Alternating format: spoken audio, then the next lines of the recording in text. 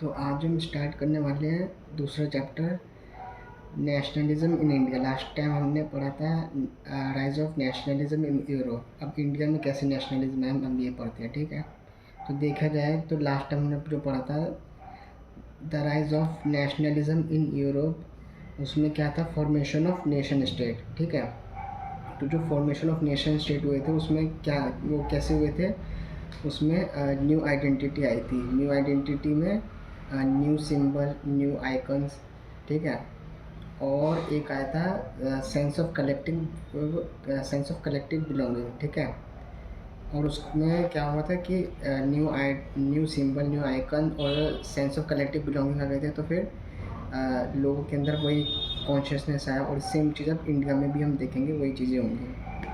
तो देखा जाए तो शुरुआत कैसे होती है कि ब्रिटिशर्स जो है इंडिया में आए, उन्होंने कॉलोनियलिज्म किया और इम्पेरियलिज्म किया, ठीक है, जो हमने पहले चैप्टर में पढ़ा था। और उसमें क्या हुआ कि एक्सप्लोइटेटिव कॉलोनियलिज्म और इम्पेरियलिज्म जो था, एक्सप्लोइटेटिव था, सप्रेसिव था, ऑप्रेसिव था, ठीक है। और इसी के चक्कर में क्या हुआ कि एंटी कॉलोनियलिज्म और एंटी इम्पेरियलिज्म भी इंडिया में स्टार्ट होने लगी, इन सब के विरोध करने के लिए। और इसी में क्या हुआ, फ्रीडम ऑफ स्ट्रगल इंडिया में होने लग गया, ठीक है। इंडिया में फ्रीडम ऑफ स्ट्रगल होने लग गया। तो इसी में क्या हुआ कि एंटी कॉलोनियलिज्म और एंटी इम्पेरियलिज्म में महात्मा गांधी का बहुत बड़ा रोल रहा। महात्मा गांधी ने क्या करवाया, नॉन कॉरपोरेशन मूवमेंट और सिविल डिसोबीडियंट मूवमेंट करवाया, ठीक है। आगे हम देखेंगे इम्प्लीकेशन ऑफ वर्ल्ड वॉर 1 के तहत क्या हुआ कि पहला चीज़ हुआ कि political plus economic changes post war, ठीक है। पोस्ट वॉर के बाद पॉलिटिकल और इकोनॉमिक चेंजेस हमें इंडिया में देखने को मिले। उसके बाद क्या हुआ कि उसी दौरान डिफेंस एक्सपेंडिचर, जो डिफेंस के लिए एक्सपेंडिचर बहुत ज़्यादा बढ़ गए थे। उसमें क्या हुआ, फाइनेंस में जो पैसे चाहिए थे उसमें वॉर के लोन्स, ठीक है, war loan, income tax introduced हुए और कस्टम ड्यूटी इंक्रीज़ हो गई, ठीक है। और उसी में क्या हुआ कि वॉर के दौरान ही फूड शॉर्टेज होने लग गई, फूड के प्राइस इंक्रीज़ हो गए, ठीक है। और फोर्स्ड रिक्रूटमेंट इन आर्मी में ज़बरदस्ती लोगों को भर्ती भी किया गया, ओके। आगे हम देखें तो 1918 और 1919 में और 1920 से लेकर 21 तक के बीच में क्या हुआ कि क्रॉप फेलियर प्लस फेमाइन हमें देखने को मिले, ठीक है। और हमें एपिडेमिक्स, इन्फ्लुएंजा हमें देखने को मिला, ठीक है। उन दौरान क्या हुआ, क्रॉप फेलियर और इन्फ्लुएंजा बीमारी जब होने लगी, लॉस ऑफ लाइफ होने लग गया, ठीक है। फिर बाद में आगे हम देखते हैं कि आइडिया ऑफ सत्याग्रह आया, ठीक है। फिर हम देखते हैं the idea of Satyagraha. Idea of Satyagraha आया तो उसमें क्या हुआ, महात्मा गांधी जो थे वो साउथ अफ्रीका गए थे। साउथ अफ्रीका में वहाँ पे वो फाइट लड़ रहे थे, रेसिस्ट की फाइट लड़ रहे थे, ठीक है। उन्होंने एडोप्टेड अ नोबल मेथड जिसे हम कहते हैं सत्याग्रह। सत्याग्रह में क्या था, दो प्रिंसिपल थे, ट्विन प्रिंसिपल, मतलब कि सत्य मतलब ट्रुथ, और अहिंसा मतलब नॉन वायलेंस, ठीक है। और फिर ये जब साउथ अफ्रीका में महात्मा गांधी लड़ाई कर रहे थे तो उसके बाद वो ही Mahatma Gandhi return to India, ठीक है। एक एनसीईआरटी में डेफिनेशन भी आती है सत्याग्रह की। सत्याग्रह की डेफिनेशन क्या आती है कि if the cause of fight is justified, then no physical force is required to fight, उसे हम क्या कहेंगे, सत्याग्रह कहेंगे, ठीक है। अब सत्याग्रह भी तीन थे, 3 रीजनल सत्याग्रह। पहला सत्याग्रह था चंपारण सत्याग्रह। चंपारण सत्याग्रह में हम क्या देखते हैं कि बिहार में हुआ था 1917 में, ठीक है, against oppressive Indigo plantation system के अगेंस्ट हुआ था ये। और दूसरा था एक खेता सत्याग्रह। इसमें क्या था, to support the peasants of Kheda के पीजेंट्स को सपोर्ट करने के लिए था, ठीक है। पीजेंट मतलब फार्मर्स होते हैं वैसे। और Mahatma Gandhi ji asked them not to पे रिवेन्यू टू ब्रिटिशर्स को रिवेन्यू पे ना करे, गांधी जी ने ऐसा कहा था खेता सत्याग्रह में। और Ahmedabad mill strike, Anasuya Sarabhai, sister of Ambalal Sarabhai, ठीक है। Ahmedabad milk strike, Ahmedabad milk strike में क्या था कि अनुसाया साराभाई, सिस्टर ऑफ अम्बालाल साराभाई की जो सिस्टर थी वो, ठीक है, उसमें क्या हुआ कि कॉटन मिल में ओनर और वर्कर के बीच में डिस्प्यूट हुए, ठीक है। अब हम आते हैं रॉलेट सत्याग्रह पे। रॉलेट सत्याग्रह में क्या था कि if anyone found doing revolutionary activity, अगर कोई भी रिवोल्यूशनरी एक्टिविटी करता हुआ पाया गया तो क्या होगा कि इम्प्रिजेंट विदाउट ट्रायल इम्प्रिजन कर दिया जाएगा, ठीक है। और क्या होगा कि 2 साल के लिए उसे जेल होगी। और इसमें क्या आता है एक चीज़ कि 6 अप्रैल को हड़ताल हुई थी, ठीक है, और 10 अप्रैल को पीसफुल प्रोटेस्ट हुआ था, जिसमें क्या था कि पुलिस लाठीचार्ज हुआ है। इसमें क्या था, लोकल लीडर उठाए गए, ठीक है। और फिर क्या हुआ कि इसी दौरान ही 10 अप्रैल को ही Gandhi ji was not allowed to enter Delhi में गांधी जी को एंट्री अलाउड नहीं हुई, ठीक है। और इसी दौरान ही क्या हुआ, मार्शल लॉ इम्पोज हो गया, ठीक है, मार्शल लॉ इम्पोज हो गया। और इसको याद करने का एक तरीका है रॉलेट सत्याग्रह को कि नो अपील, नो वकील, नो दलील, ना कोई अपील होगी, ना कोई वकील कर सकते हो, ना दलीलें यहाँ पे किसी की सुनी जाएंगी, ठीक है। अब आगे बढ़ते हैं हम। एक आता है जलियांवाला बाग मैसेकर, जो कि 13 अप्रैल 1919 को हुई थी, ठीक है। इस दौरान क्या आता है कि प्रोटेस्टिंग अगेंस्ट रॉलेट एक्ट के अगेंस्ट कुछ लोग है ना जलियांवाला बाग में प्रोटेस्ट के लिए आए थे, और कुछ लोग जो थे बैसाखी का फेयर देखने आए थे। अब इसी दौरान क्या हुआ, जनरल डायर एक ब्रिटिशर था, उसने क्या किया, orders to close the only exit of Jallianwala Bagh का ओनली एग्जिट उसने क्लोज करवा दिया। क्लोज करवाने के बाद क्या हुआ कि इनोसेंट पीपल जितने भी थे वो सब डाई हो गए। उसने सबको दरवाज़ा बंद करवाया, सबको मार दिया, ठीक है। अब इसमें एक चीज़ देखी जाएगी, इसमें लिमिटेशन क्या था रॉलेट सत्याग्रह में कि Rowlatt satyagraha was limited only to almost cities तक ही लिमिटेड था, ठीक है, ये लिमिटेशन है इसकी। अब ये सब हुआ। अब क्या था कि आगे गांधी जी ने देखा कि एक आता है खिलाफत इशू, बहुत इंपॉर्टेंट है। खिलाफत इशू में क्या आता है कि ब्रिटेन्स जो थे Britain treaty harsh Turkey Ottoman Empire मतलब कि खलीफाते, जिसे हम खलीफा कहते हैं, वो मुस्लिम हेड थे, ठीक है। वहाँ पे ब्रिटेन्स जो थे वो बहुत ओटोमन एम्पायर मतलब टर्की को बहुत हार्श ट्रीट कर रहे थे। और इसी में गांधी जी ने एक मौका देखा कि मुस्लिम सपोर्ट उन्हें मिल सकता है, ठीक है। और खिलाफत कमेटी बम्बई में जो कि 1919 में जो कि बनी थी, वो 2 लोग चला रहे थे, एक थे मोहम्मद अली और दूसरे थे शौकत अली, ठीक है। ये अली ब्रदर्स जो थे गांधी जी के फॉलोअर्स थे, तो गांधी जी ने इसी में ही सोचा कि उनको क्या हो सकता है कि सपोर्ट मिल सकता है मुस्लिम का। गांधी जी ने उसी खिलाफत इश्यूज़ में ही देखा कि हिंदू और मुस्लिम दोनों को एक किया जा सकता है, और जब दोनों में यूनिटी होगी then they can fought with britisher से दोनों लड़ सकते हैं अगर एक हो जाएंगे तो गांधी जी ने क्या किया, कलकत्ता सेशन 1920 1920 में सितंबर में एक कलकत्ता सेशन रखा, ठीक है। इसमें उन्होंने क्या किया कि convince leader for non corporation movement के लिए उन्होंने कन्विंस किया, ठीक है, जो कि 3 ग्राउंड्स पे हुई थी, 3 चीज़ों की बेसिस पे। पहला जो पंजाब इनजस्टिस हुआ, जो मतलब जलियांवाला बाग का जो मैसेकर हुआ था। दूसरा ये खिलाफत इशू, ठीक है। तीसरा आता है आपका स्वराज, ठीक है। ये 3 चीज़ों के उस पर उन्होंने 3 ग्राउंड्स पे उन्होंने नॉन कॉरपोरेशन मूवमेंट को कराया था। अब जब non corporation movement adopted in December 1920 Nagpur session, ठीक है। नागपुर सेशन जिसे हम कहते हैं, उस दिन नागपुर सेशन में ये नॉन कॉरपोरेशन मूवमेंट दिसंबर 1920 को अडॉप्ट किया गया।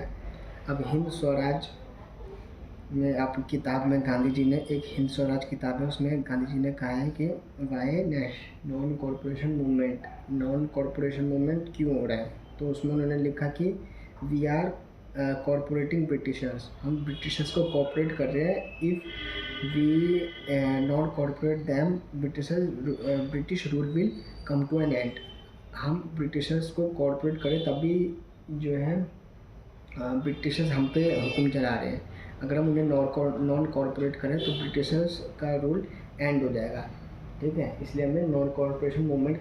अब आगे आता है कि differing stands with in movement में डिफरेंट लोगों की पोजीशन भी थी, डिफरेंट स्टैंड्स लोगों ने लिए। पहला आता है कि मूवमेंट इन टाउन्स अलग था, मूवमेंट इन कंट्री साइड अलग था, स्वराज इन प्लांटेशंस वो अलग था, तीनों चीज़ें अलग थी।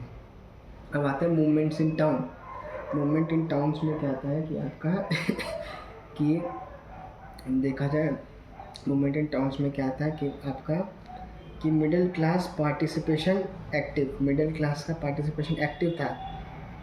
और टाउन साइड की बात बता रहा हूँ, मिडिल साइड पार्टिसिपेशन एक्टिव रहा।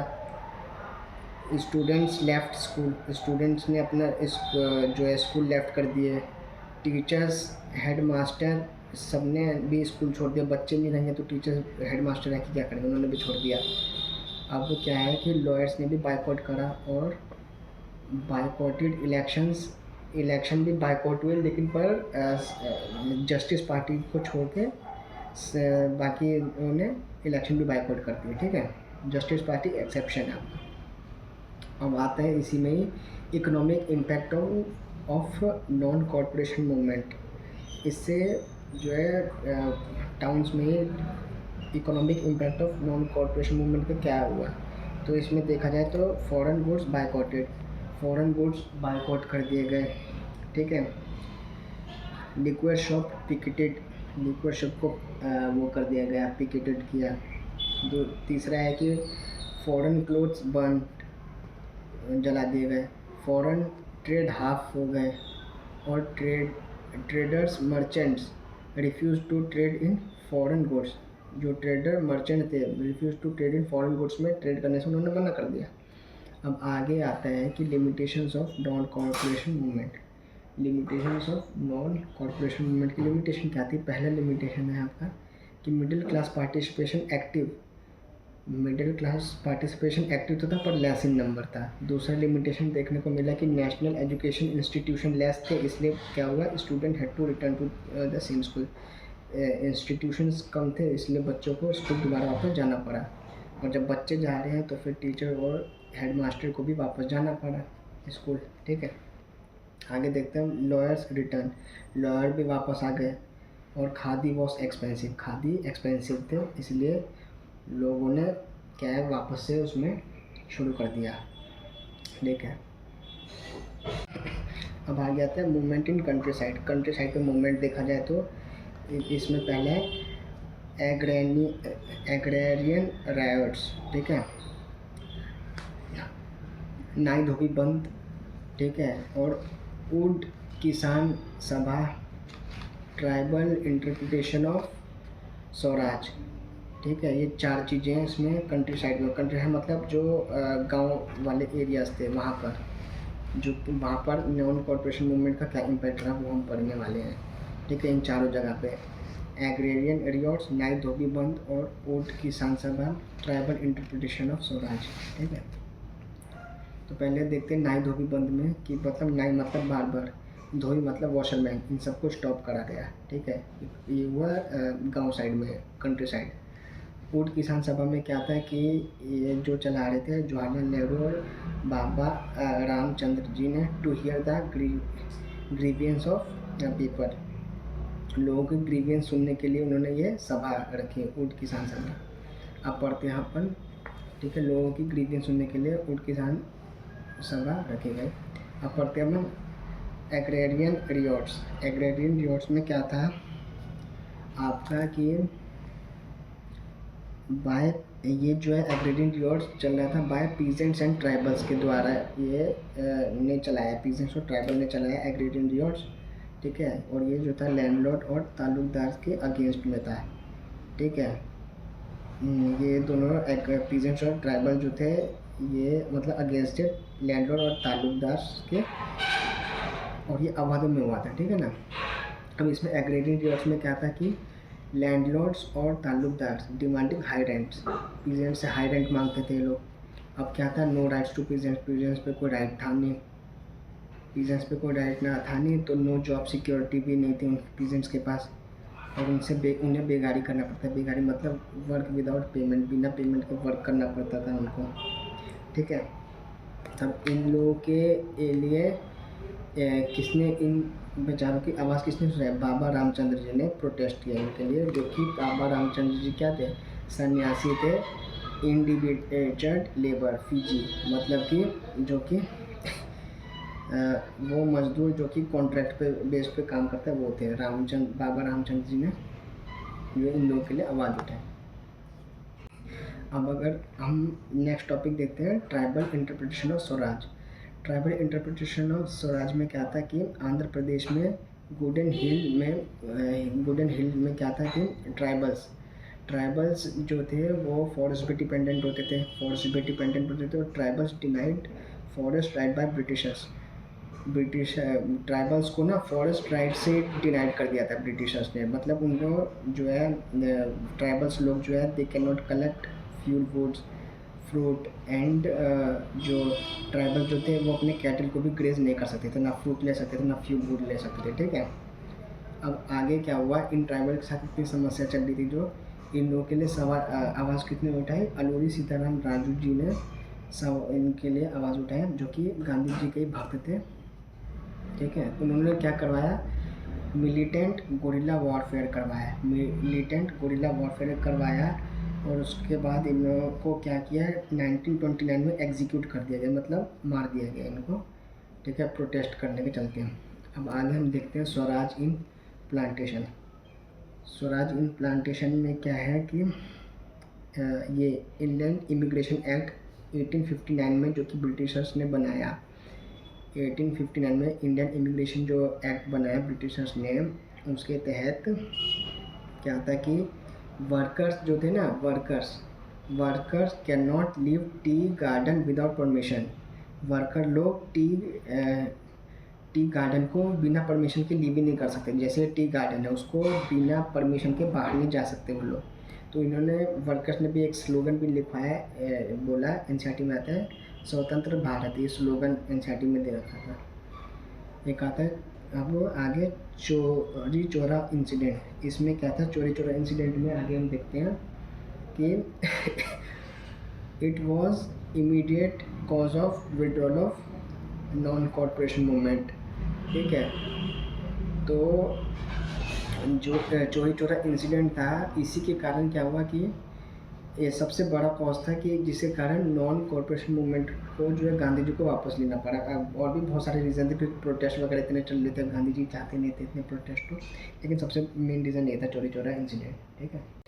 अब आगे हम पढ़ते हैं सिविल डिसोबीडियंट मूवमेंट। इसमें क्या था, बहुत इंपॉर्टेंट टॉपिक है। सिविल डिसोबीडियंट मूवमेंट में गांधी जी विड्रॉ नॉन कॉर्पोरेशन मूवमेंट को विड्रॉ कर लिया गांधी जी ने। अब people asking Gandhi ji future plan की, मतलब फ्यूचर प्लान क्या है, आपने नॉन कॉर्पोरेशन मूवमेंट तो हटा दिया, तो प्रोटेस्ट लोगों ने पूछा आगे क्या प्लान है, तो गांधी जी के इसमें प्रोटेस्ट में ही जो है दो लोग टाइप के लोग आ गए, नो चेंजर जो कि गांधी जी के साथ थे, और एक दूसरे आ गए प्रो चेंजर जो कि जिन्होंने क्या किया, प्रोविंशियल इलेक्शन में पार्टिसिपेट किया, ठीक है। जिन्होंने चाहा कि नहीं मतलब थोड़ा अलग चले वो लोग, वो प्रोविंशियल इलेक्शन में पार्टिसिपेट करें उन लोगों ने, ठीक है ना। अब हम आगे देखते हैं कि अपना स्वराज पार्टी 1 जनवरी 1923 में, ठीक है, स्वराज पार्टी 1 जनवरी 1923 में क्या किया कि ये जो था Swaraj party functioning under Indian national Congress के अंडर में वर्क कर रही थी, ठीक है। स्वराज पार्टी जो थी इंडियन नेशनल कांग्रेस के अंडर में वर्क कर रही थी। अब इसमें दो लोग थे स्वराज पार्टी में, CR दास और मोतीलाल नेहरू, ये दोनों थे इसमें स्वराज पार्टी में। और ये untimely death of CR Das retarded the growth of Swaraj party. Untimely death मतलब अचानक से सी आर दास की डेथ हुई, तो उससे क्या हुआ, untimely death of C R Das retarded the growth of Swaraj party. उससे क्या हुआ, ये स्वराज पार्टी का जो ग्रोथ था ना, आगे तो नहीं बढ़ पाया सी आर दास की डेथ के बाद, ठीक है। एंड डेथ के बाद and the party could not have big impact, और इसी कारण आगे स्वराज पार्टी ग्रो नहीं कर पाई, इसलिए पार्टी पर ज़्यादा इम्पैक्ट नहीं पड़ पाया, पार्टी ज़्यादा चली नहीं स्वराज पार्टी। आगे हम देखते हैं साइमन कमीशन, बहुत इम्पोर्टेंट है कि गवर्नमेंट ऑफ इंडिया एक्ट 1919 में क्या हुआ, 1919 में से लेकर के 1929 तक, मतलब 10 साल तक में, यानी उसमें क्या था कि इसमें ये होना था गवर्नमेंट ऑफ इंडिया एक्ट में कि रिव्यूइंग द फंक्शनिंग, ये फंक्शन को रिव्यू करने का इसमें वो था प्लान। लेकिन 10 सालों में क्या हुआ कि एक 1927 में क्या हुआ ईयर में कि इंडियन स्टैट्यूटरी कमीशन, जो कि रियल में 1928 में इसने फंक्शनिंग करना स्टार्ट किया, जिसे हम साइमन कमीशन के नाम से भी जानते हैं, इंडियन स्टैट्यूटरी कमीशन को, ठीक है, साइमन कमीशन भी बोलते हैं। 1928 में असली में फंक्शन करना स्टार्ट किया है। इसमें 7 मेंबर्स थे, नो इंडियंस थे, इंडियन थे नहीं कोई, और ये हेडेड बाय जॉन साइमन जो है इसको चला रहे थे, ठीक है। लेकिन इंडियंस लेकिन इसमें कोई इंडियन था नहीं, और बाहर के ब्रिटिशर्स चला रहे हैं इसको कमीशन को, इस एक्ट को, तो इसलिए इंडियन ने अपोज किया, कहा गो बैक साइमन, ठीक है, वो बैक। अब आगे टॉपिक आता है लॉर्ड इरविन वाइस रॉय, उन्होंने क्या करवाया, लॉर्ड इरविन वाइस रॉय ने प्रपोज डोमिनियन स्टेटस, उन्होंने डोमिनियन स्टेटस को प्रपोज करवाया। क्यों करवाया, क्योंकि इंडिया के बिगड़ते हालात को देखकर डोमिनियन स्टेटस देने का सोचा उन्होंने, क्योंकि इतने सारे प्रोटेस्ट हो रहे, उन्होंने देखा कि भाई इतने सारे प्रोटेस्ट कर रहे लोग, सब कुछ कर रहे हैं, तो उन्होंने कहा कि इंडियन को कहा कि डोमिनियन स्टेटस हम दे देंगे। लेकिन पर क्या हुआ, बट इंडियन लीडर्स जो थे बहुत सख्त थे, बहुत अपने अपने स्ट्रिक्ट लड़के थे, ठीक है, सख्त लड़के जो लिखा हुआ है, ठीक है। उनमें इंडियन लीडर्स में जैसे कि जवाहरलाल नेहरू हो गए, आपके सुभाष चंद्र बोस हो गए, उन्होंने क्या कहा, नहीं भाई हमें डोमिनियन स्टेटस नहीं चाहिए, हमें चाहिए पूर्ण स्वराज, मतलब कंप्लीट इंडिपेंडेंस चाहिए, ठीक है, कंप्लीट इंडिपेंडेंस चाहिए। तो उन्होंने रिजोल्यूशन पास किया, ठीक है, लाहौर सेशन 1929 को, 1929 को एक लाहौर सेशन में रेजोल्यूशन पास किया, ठीक है, जिसके तहत क्या हुआ कि 26 जनवरी 1930 को इंडिपेंडेंस डे जो कि सेलिब्रेट किया जाता है, but this day did not attract much attention, इस दिन को ज़्यादा अटेंशन अट्रैक्ट नहीं हुई, क्यों, क्योंकि ज़्यादा उतना दिखा नहीं इस दिन। तो गांधी जी ने एक प्लान बनाया, ठीक है, 26 जनवरी 1930 गांधी जी ने एक प्लान बनाया कि कहा कि एक टूल देखा उन्होंने, सॉल्ट जो था, क्योंकि पहले क्या था कि गरीब अपने तरफ से चल रहे अमीर, तो गांधी जी ने वो देखा टूल सॉल्ट। तो पहले क्या था कि अमीर अपने तरीके से चल रहे हैं, गरीब अपने तरीके से चल रहे हैं, रिच और पुअर में डिफरेंस बहुत था, लेकिन सॉल्ट जो था रिच और पुअर दोनों इस्तेमाल करते हैं, अमीर और गरीब दोनों लोग।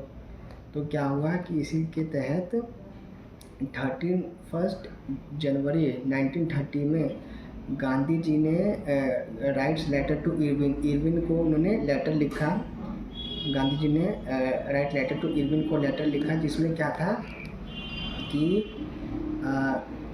11 मार्च 1930 में क्या हुआ, 11 डिमांड उन्होंने रखी गांधी जी ने, ठीक है, 11 मार्च 1930 में 11 डिमांड रखी, और 12 मार्च को क्या हुआ, सॉल्ट मार्च हुआ, 12 मार्च को सॉल्ट मार्च हुआ, जिसे हम क्या कहते हैं, सिविल डिसोबीडियंट मूवमेंट के नाम से जानते हैं, ठीक है। और फिर 12 मार्च 1930 में क्या हुआ कि 12 मार्च से लेकर के 6 अप्रैल तक 78 वॉलेंटियर्स गांधी जी के साथ उन्होंने वो किया, गांधी जी के साथ लगे, ठीक है, गांधी जी के साथ लगे, और 240 माइल्स 24 दिन तक वो लोग चले, ठीक है, कहाँ से कहाँ तक, साबरमती आश्रम से लेकर के डांडी तक, वो चले, तो उसमें क्या हुआ कि वहाँ पे जाके उन्होंने सॉल्ट लॉ ब्रेक करा, ठीक है, इस मार्च के दौरान। This marks the beginning of civil disobedient movement. This marks the beginning of civil disobedient movement की शुरुआत यहीं से हुई। तो आगे हम देखते हैं सिविल डिसोबीडियंट मूवमेंट में कि इसको समझने की कोशिश करते हैं, कंपेयर करेंगे नॉन कॉर्पोरेशन मूवमेंट के साथ ही। तो जैसे हम देखते हैं नॉन कॉर्पोरेशन मूवमेंट में क्या आता है, एडमिनिस्ट्रेशन स्टैंड स्टिल, कि मतलब खाली बायकॉट करना था, ठीक है, कॉर्पोरेट नहीं करना था उसमें, लेकिन उसमें लॉ ब्रेकिंग नहीं था। लेकिन सिविल डिसोबीडियंट मूवमेंट में क्या हुआ कि कॉर्पोरेट ये मतलब है ना, नॉन कॉर्पोरेट भी कर रहे हैं और साथ ही साथ लॉ ब्रेक भी हो रहा है उसमें, ठीक है। सिविल डिसोबीडियंस मूवमेंट में लॉ ब्रेक हो रहा था, ठीक है, लॉ ब्रेक हुआ, पर ये जस्ट फॉर अंडरस्टैंडिंग पर्पज से है, ऐसा मत समझना non corporation movement plus law break is equal to civil disobedient movement, just for understanding, ये समझा रखा है। अब आगे देखते हैं हम civil disobedient movement made India. India में सिविल डिसोबीडियंस मूवमेंट में क्या क्या हुआ, तो क्या क्या हुआ, पहला है कि फॉरेन क्लोथ बाइकॉटेड हुए, लिक्विड शॉप्स पिकेटेड हुए, ठीक है, चौकीदारी टैक्स एबॉलिश्ड हुआ, ठीक है, peasants stop paying revenue, peasants ने रिवेन्यू पे करना छोड़ दिया, ठीक है, फॉरेस्ट लॉ ब्रेक हुए, ठीक है। अब आगे देखते हैं हम कि खान अब्दुल गफ़र खान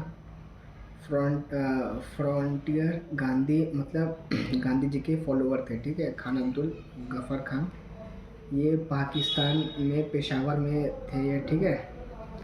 तो इन्होंने क्या किया कि खुदर खीत मातगर मतलब रेशर्ट मूवमेंट ये चलाया उन्होंने, okay.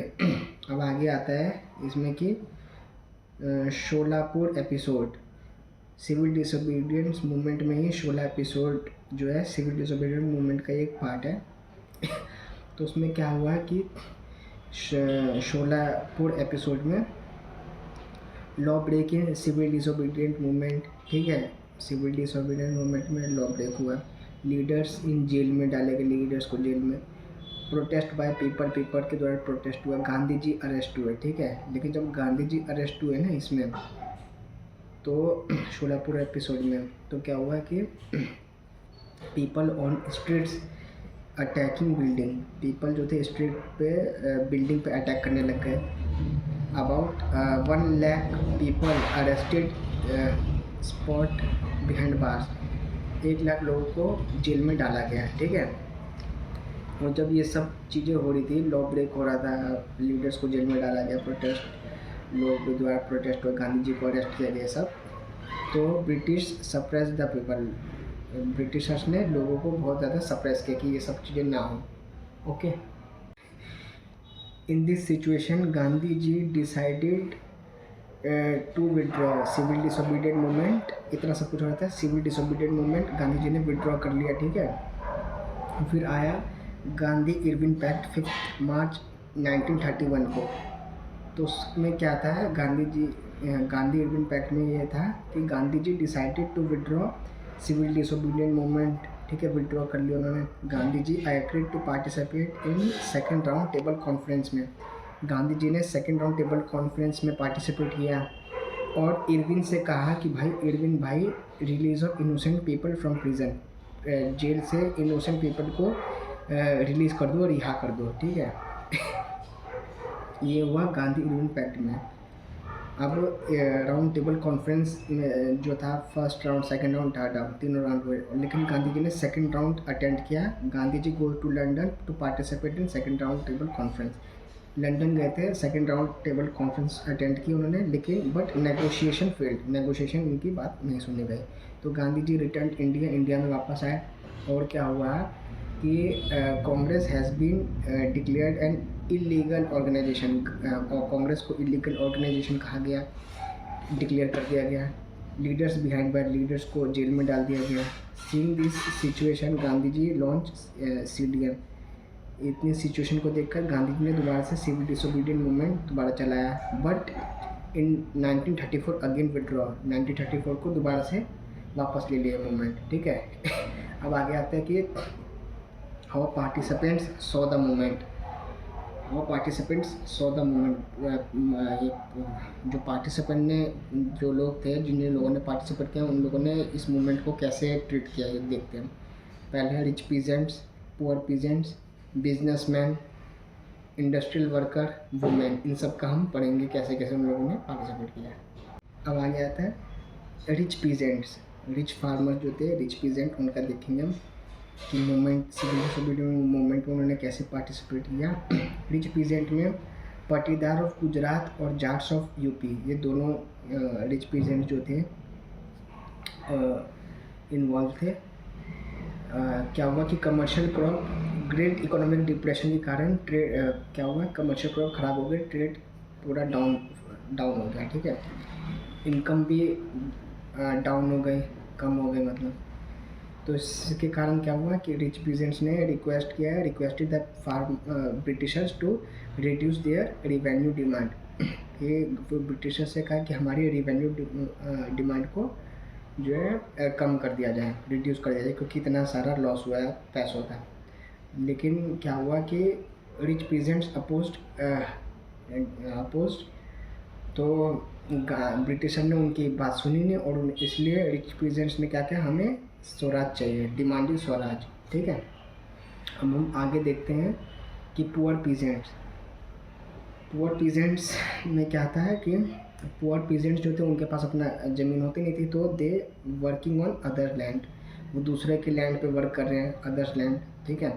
Also hit by great economic depression, poor peasants जो थे वो भी ग्रेट इकोनॉमिक डिप्रेशन से हिट हो रहे थे, ठीक है। तो उसके कारण क्या हुआ, उनको भी इनकम का बहुत ज़्यादा लॉस हुआ, नुकसान हुआ, ठीक है। इसी कारण उन्होंने क्या किया, पैसे थे नहीं तो उन्होंने सोचा कि उन्होंने क्या किया कि नो रेंट कैंपेन को उन्होंने चलाया, कि मतलब हम ब्रिटिशर से कहा हमारे रेंट को माफ़ कर दीजिए, क्योंकि उन पर पैसे थे नहीं, हमारे जो कर्ज होते थे, जो भी कर्ज लेकर उन्होंने ज़मीन ली वो माफ़ कर दी जाए। लेकिन पर क्या हुआ, this campaign did not got support of Congress का साथ उनको नहीं मिला इस कैंपेन को, ठीक है। और इसी कारण क्या हुआ कि relation between Congress and poor peasants remain uncertain, इसलिए रिलेशन उनके बीच में बना नहीं, पुअर पीजेंट और कांग्रेस के बीच में, ठीक है। और एक चीज़ और हम देखते हैं कि जब उनकी इनकम कम हुई ग्रेट इकोनॉमिक डिप्रेशन के कारण, तो demanded britishers to reduce revenue reduce कर दे, उनकी रेंट माफ़ कर दे, लेकिन ब्रिटिशर्स माने नहीं, रिफ्यूज़ कि उन्होंने, ब्रिटिशर ने मना कर दिया है, नो रेंट कैंपेन, उन्होंने कहा हम एक्सेप्ट नहीं करेंगे, ठीक है। और कांग्रेस ने भी पुअर पीजेंट का सपोर्ट नहीं किया। आगे हम देखते हैं बिजनेस क्लास। तो बिज़नेस क्लास में क्या है कि वर्ल्ड वॉर 1 के दौरान क्या हुआ, इंडियन बिजनेसमैन को जो है बहुत ज़्यादा प्रॉफिट हुआ, ठीक है। इंडियन बिजनेसमैन को बहुत ज़्यादा प्रॉफिट हुआ, तो क्या हुआ, now they wanted to expand, profit हुआ तो क्या हुआ कि इंडियन बिजनेसमैन ने कहा now they wanted to expand करने की सोची उन्होंने, ठीक है। तो उन्होंने क्या किया, they started to organise themselves, उन्होंने अपने आप को ऑर्गेनाइज करना स्टार्ट किया, they started to organise themselves. तो पहला क्या किया उन्होंने कि federation of Indian chambers of commerce and industry, FICCI, federation of Indian chamber of commerce and industry जो है उन्होंने ये पहले चलाया उन्होंने अपना, ठीक है। और इस पहले ये ऑर्गेनाइज किया उन्होंने। दूसरा क्या था, इंडस्ट्री एंड कमर्शियल कांग्रेस, उन्होंने ये भी ऑर्गेनाइज करवाया, मतलब 2 ऑर्गेनाइजेशन बिजनेस क्लास लोगों ने करवाया। और ये दोनों ऑर्गेनाइजेशन जो है ना, गॉट द सपोर्ट ऑफ पुरुषोत्तम दास ठाकुर, ये दोनों ऑर्गेनाइजेशन को जो है पुरुषोत्तम दास ठाकुर और GD बिरला का सपोर्ट मिला, ठीक है। पुरुषोत्तम दास ठाकुर और GD बिरला का सपोर्ट इन दोनों को ने किया, इन दोनों ऑर्गेनाइजेशन का, FICCI और इंडस्ट्रियल एंड कमर्शियल कांग्रेस। अब आगे देखते हैं इंडस्ट्रियल वर्कर्स जो थे उनके साथ क्या सीन था कि कांग्रेस का कहना यह था, if we supported industrial worker, अगर हमने इंडस्ट्रियल वर्कर को सपोर्ट किया तो फिर क्या होगा कि businessman they will get angry, businessman लोग जो है हमसे नाराज़ हो जाएंगे, इसलिए उन्होंने कांग्रेस ने इंडस्ट्रियल वर्कर को सपोर्ट नहीं किया, ठीक है। And therefore they were not very active in civil disobedient movement, इसलिए इंडस्ट्रियल वर्कर जो थे सिविल डिसोबीडियंट मूवमेंट में एक्टिव नहीं रहे। और those who join the civil disobedient movement, जिन्होंने ज्वाइन भी किया तो उसमें दो चीज़ें थी, बायकॉटेड फॉरेन गुड्स, उन्होंने फॉरेन गुड को बायकॉट किया, और स्ट्राइक, ठीक है। लेकिन एक चीज़ और थी कि industrial workers remained aloof from Congress, इसी कारण से कांग्रेस ने उनका साथ दिया नहीं, इसलिए वो अलूफ रहे कांग्रेस से इंडस्ट्रियल वर्कर्स, ठीक है। अब आती है रोल ऑफ वुमेन। वुमेन का रोल अगर हम देखें तो क्या आता है कि वुमेन का बहुत सारा रोल था सिविल डिसोबीडियंट मूवमेंट में, कि large scale participation of women रहा।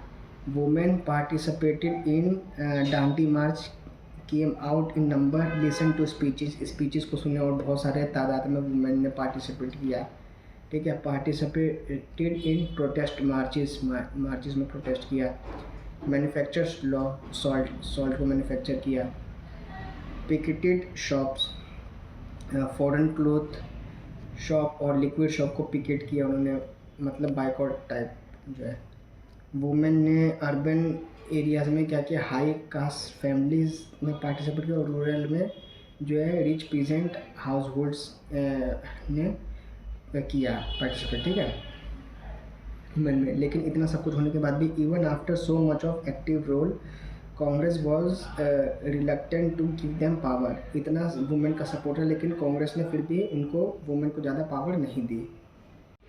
अब आते हैं limitations of civil disobedient movement, ठीक है। Limitation of civil disobedience movement के लिमिटेशंस क्या कहते हैं। पहला था अनटचेबिलिटी। अनटचेबिलिटी में क्या था कि they thought they will lose the support of, मतलब अनटचेबिलिटी में क्या था, कांग्रेस ने दलित को सपोर्ट नहीं किया था, ठीक है। मतलब शुरू से समझो कि अनटचेबिलिटी में क्या था, not moved by the concept of Swaraj, कि दलित लोग जो थे, अनटचेबल लोग जो थे, वो स्वराज के कॉन्सेप्ट से उतना ज़्यादा वो नहीं थे प्रभावित, क्योंकि उन्होंने अनटचेबल ने सोचा क्योंकि हमारे साथ हमें क्या ही फ़ायदा मिल रहा है, हमें तो फिर भी अलग ही समझा जाता है, हमें कुछ ज़्यादा बेनिफिट मिला नहीं, तो हम क्यों इसमें इन्वॉल्व है। बाद में एक्सप्लॉइटेड, उन्हें बहुत एक्सप्लॉइट किया गया, और वो जो अनटचेबल क्लास थी वो सप्रेस्ड, ऑप्रेस्ड और डिप्रेस्ड सब थी। और इसी कारण क्या होता है कि कांग्रेस का कभी भी दलित ने सपोर्ट नहीं किया, तो फिर क्या हुआ है कि they thought they will lose the support of high caste Hindu. और कांग्रेस ने कभी सपोर्ट क्यों नहीं किया दलित का, क्योंकि उन्होंने सोचा कि अगर उन्होंने दलित का सपोर्ट किया तो they will lose the support of high caste Hindu का सपोर्ट वो लूज कर बैठेंगे, ठीक है। और इसी कारण क्या हुआ, if Congress supported Dalit then high caste Hindu नाराज़ हो जाएंगे। अगर कांग्रेस ने हाई कास्ट हिंदू का सपोर्ट भी किया तो फिर वो उन्होंने सोचा कि दलित का सपोर्ट किया तो हाई कास्ट हिंदू उनसे नाराज़ हो जाएंगे, इसलिए कांग्रेस ने कभी दलित का सपोर्ट किया भी नहीं था, ठीक है। तो इसी कारण हम आगे देखते हैं कि गांधी जी ने क्या कहा। गांधी जी ने कहा स्वराज, गांधी जी बहुत इंपॉर्टेंट है, Swaraj will not come for 100 year, Swaraj will not come for 100 years if untouchability is not eliminated. अगर अनटचेबिलिटी एलिमिनेट ना हुए तो स्वराज जो है 100 ईयर्स तक भी नहीं वापस आने वाला, ठीक है। और एक चीज़ और मैं ऊपर बताना भूल गया कि limitations of civil disobedient movement दो थे, एक था आप हमारा अनटचेबिलिटी, दूसरा था ये मुस्लिम पॉलिटिकल ऑर्गेनाइजेशन, जो कि हम बाद में पढ़ेंगे, मुस्लिम पॉलिटिकल ऑर्गेनाइजेशन, ठीक है। ये कॉन्सेप्ट समझ गए कि अगर स्वराज तब तक नहीं आएगा जब तक अनटचेबिलिटी जो है एलिमिनेट नहीं होगी, तब तक नहीं आने वाला। तो फिर क्या हुआ, step taken by Gandhi ji ने स्टेप कर लिए। Gandhi called untouchables and as Harijan, Gandhi called untouchables as Harijan, untouchables को हरिजन का नाम दिया। हरिजन मतलब कि चिल्ड्रन ऑफ गॉड, ठीक है। हरिजन मतलब चिल्ड्रन ऑफ गॉड का है, ठीक है। और क्या हुआ कि गांधी जी ऑर्गेनाइज्ड सत्याग्रह ऑर्गेनाइज किया, जिसमें क्या था कि एंट्री इनटू टेम्पल्स, जिसमें अनटचेबल्स को टेम्पल्स में एंट्री दिलवाई, access to park, toilets etc, ठीक है। पब्लिक पार्क और टॉयलेट्स में उनको अनटचेबल्स को एक्सेस करवाया सत्याग्रह उसमें। और क्या है कि गांधी जी क्लीन टॉयलेट, गांधी जी ने खुद ने टॉयलेट क्लीन करा और कहा कि भाई नहीं, ये खाली दलित नहीं कर सकते, ये मतलब कि इक्वालिटी रखे कि अनटचेबल ऐसा नहीं है, वो भी हम और सब, हम सब एक ही हैं, सब इक्वालिटी में, ऐसा कुछ नहीं है, छोटा बड़ा कुछ नहीं होता है। और गांधी जी ने कहा, Gandhi ji persuaded to change their heart, Gandhi ji ने कहा कि सबसे कहा कि अपना हृदय बदलो, ऐसा कुछ नहीं, अनटचेबल वगैरह कुछ नहीं होता। आगे हम देखते हैं दलित ऑप्रेस्ड। दलित ऑप्रेस्ड, जो दलित ऑप्रेस्ड थे, इतने ज़्यादा वो कभी बोल नहीं पाते थे, उनकी वॉइस रेज किसने की? भीमराव अंबेडकर। भीमराव अंबेडकर ने दलित की वॉइस को रेज किया, ठीक है। हम जब दलित को वॉइस को रेज किया तो उन्होंने एक एसोसिएशन चलाया, डिप्रेस्ड क्लास एसोसिएशन, जिसमें क्या था, डिमांड्स की गई कि भीमराव अंबेडकर ने 2 चीज़ों की डिमांड करी, ठीक है। इसके तहत क्या? Reserve seat educational institution, educational institutions में रिजर्व सीट्स दलित को मिले। दूसरी चीज़ क्या की कि भाई सेपरेट इलेक्टोरेट। सेपरेट इलेक्टोरेट मतलब वोटर जो है दलित का होगा और कैंडिडेट, अगर वोटर दलित का होगा तो कैंडिडेट भी दलित ही चुनेगा। ये चीज़ उन्होंने डिमांड करी थी, 2 चीज़ें। अब इसी में क्या था कि हम समझते हैं concept joint electorate, separate electorate. Joint electorate मतलब क्या होता है, जैसे कोई व्यक्ति है असीम नाम का, उसको कोई भी जॉइंट इलेक्टोरेट में कोई भी वोट कर सकता है, लेकिन सेपरेट इलेक्टोरेट में क्या होगा कि कोई भी नहीं, उसी वही कैंडिडेट जो है वो उसको वोटर को इलेक्ट कर सकता है। सेपरेट इलेक्टोरेट और जॉइंट इलेक्टोरेट में ये फ़र्क है। आगे हम देखते हैं सेपरेट इलेक्टोरेट, मैंने बता दिया था, वोटर दलित का होगा तो कैंडिडेट भी दलित ही इलेक्ट करेगा। अब हम देखते हैं ऑन अम्बेडकर साहब डिमांड। अम्बेडकर साहब की डिमांड पे क्या हुआ कि ब्रिटिशर्स कंसीडर्ड द डिमांड, ठीक है। ब्रिटिशर्स ने कंसीड कर दिया डिमांड को, ठीक है। भीम अम्बेडकर साहब की डिमांड को कंसीड कर दिया ब्रिटिशर्स ने। तो फिर क्या हुआ कि Gandhi ji set on fast on to death, मतलब उन्होंने अनशन रखा गांधी जी ने, जिसमें क्या हुआ कि bone of contention separate electorate, ठीक है। बोन ऑफ कंटेंशन मतलब कोई, मतलब एक टाइप का वो समझो, जैसे वो नहीं था हमारा गांधी इरविन पैक्ट टाइप, उसी टाइप से। तो उसमें क्या था इसमें कि भैया गांधी जी जो थे अगेंस्ट थे सेपरेट इलेक्टोरेट के, लेकिन अंबेडकर साहब जो थे वो सेपरेट इलेक्टोरेट चाहते थे। तो इसी के बीच में क्या हुआ, एक पूना पैक्ट 1932 आया, ठीक है। पूना पैक्ट 1932 जब आया तो उसमें क्या हुआ कि पूना पैक्ट 1932 में रिज़र्व सीट्स जो है उसमें सीट रिज़र्व हुई। उसके तहत क्या हुआ कि प्रोविंसेस मतलब स्टेट्स में, कि यूपी में जैसे 50 सीट्स हैं, ठीक है। एग्जांपल के तौर पे यूपी में जैसे 50 सीट्स हैं और 10 सीट्स रिज़र्व है दलित के लिए, तो उसमें वोटिंग कोई भी कर सकता है, voting for all, voting all, सब कोई वोट कर सकता है। लेकिन कि सेंट्रल असेंबली में क्या था, उसमें जैसे जस्ट एग्जांपल के लिए बता रहे हैं, 545 सीट्स हैं, ठीक है। उसमें 50 सीट्स रिजर्व है दलित के लिए, तो उसमें कैंडिडेट दलित होगा लेकिन वोट सभी करेंगे। ये पूना पैक्ट के तहत ऐसा उन्होंने बनाया प्रोविंसेस और सेंट्रल असेंबली में रिजर्व सीट के बेसिस पे, कि मतलब कैंडिडेट भले सब में रिजर्व होंगे लेकिन पर वोट हर कोई दे सकता है। इसमें भी प्रोविंसेस वाले में भी और ये सेंट्रल असेंबली वाले में भी वोट हर कोई दे सकते हैं, ठीक है। अब आते हैं Muslim political organisation. Muslim political organisation में क्या था कि डिमांड सेपरेट इलेक्टोरेट, मुस्लिम लोगों का भी वही था, उन्होंने सेपरेट इलेक्टोरेट डिमांड करी, ठीक है। मुस्लिम लोगों ने कहा कि we can give up the demand of separate electorate if we are assured reserve seats in central legislative assembly, ठीक है। अकॉर्डिंग टू आवर पॉपुलेशन, ठीक है, अकॉर्डिंग टू आवर पॉपुलेशन मतलब कहा क्या है कि सेपरेट इलेक्टोरेट मुस्लिम्स ने डिमांड करी, तो उसमें उन्होंने बोला कि we can give up the demand of separate electorate का डिमांड गिव अप कर देंगे। कब करेंगे? If we are assure reserve seats in central legislative assembly. Central legislative assembly में अगर उनको रिज़र्व सीट हुए, सीट एश्योर्ड रिज़र्व सीट उनको मिलती है सेंट्रल लेजिस्लेटिव असेंबली में, तो उन्हें रिज़र्व सीट अगर मिलती है अकॉर्डिंग टू आवर पॉपुलेशन, तो फिर वो सेपरेट इलेक्टोरेट का डिमांड को गिव अप कर देंगे, ठीक है। आगे देखते हैं। आगे ये है कि sense of collective belonging. Sense of collective belonging अब कैसा है, यूनिटी कैसी है? जैसे नेशनलिज्म इन यूरोप में हमने पढ़ा था, सेंस ऑफ कलेक्टिव बिलोंगिंग आई थी कैसे? जैसे कल्चर में local song, local language, local cloth, food, इन सब से कलेक्टिव बिलोंगिंग है। पास्ट के एक्सपीरियंस आए लोगों के, जैसे 1857 में कि फर्स्ट वॉर ऑफ इंडिपेंडेंस हुआ था, तो उसमें कैसे हमारी आज़ादी छीनी गई थी, कैसे ये सब हुआ था, तो पास्ट के एक्सपीरियंस है, उससे भी लोग यूनाइटेड हुए, ठीक है। एक आता है फिगर एंड इमेजेस, जैसे जर्मनी में जर्मेनिया, फ्रांस में मेरीने, ब्रिटेन में ब्रिटेनिया, ठीक है, ये फिगर एंड इमेजेस हुए। आगे आता है इंडियन फोकलोर, ठीक है। एक आता है स्वदेशी मूवमेंट के कारण भी। एक आता है री इंटरप्रिटेशन ऑफ हिस्ट्री, ठीक है। इन सब कारण से क्या हुआ कि स्वदेशी मूवमेंट आया, री इंटरप्रिटेशन ऑफ हिस्ट्री, इन सबसे सेंस ऑफ कलेक्टिव बिलोंगिंग आने लग गई, ओके।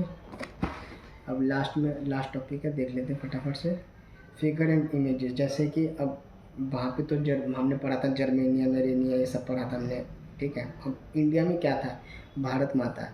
भारत माता जो है फर्स्ट टाइम क्रिएट किसने किया था? ये हमारा किया था बंकिम चंद्र चट्टोपाध्याय, या बंकिम चंद्र चटर्जी भी कई जगह लिखते हैं। और सेकंड टाइम किसने रिक्रिएट किया था? सेकंड टाइम अवनींद्रनाथ टैगोर ने सेकंड टाइम वो करा था, ठीक है। और ये आनंद नाथ नोवेल में जो है उन्होंने लिखा भी था वंदे मातरम, ठीक है। ये बंकिम चंद्र चटर्जी कह लो या बंकिम चंद्र चट्टोपाध्याय जी ने अपने नोवेल में आनंद नाथ में वंदे मातरम गाया था, ठीक है। और हम आगे देखते हैं स्वदेशी मूवमेंट।